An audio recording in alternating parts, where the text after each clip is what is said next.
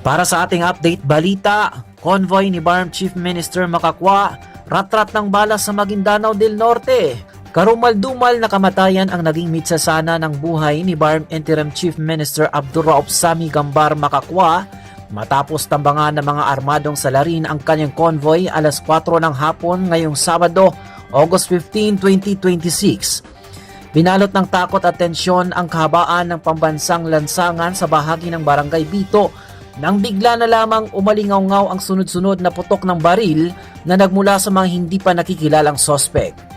Galing umano sa Barangay Gambar sa bayan ng Mother Kabuntalan ang opisyal kung saan formal siyang nanumpa bilang bagong miyembro ng leader ng Bangsamoro Federalist Party or BFP habang pabalik na sa Cotabato City doon na hinarang ng bala ang kanyang grupo.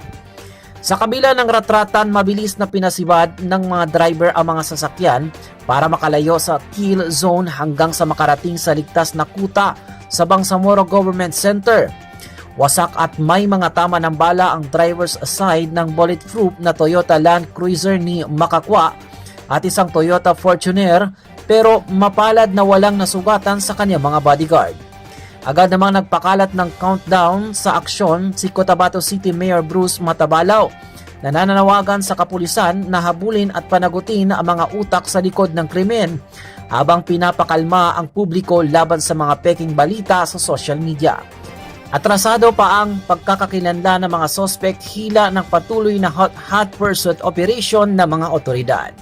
At yan ang ating update balita. Ito po ang inyong lingkod si Loy Imam, nag-uulat.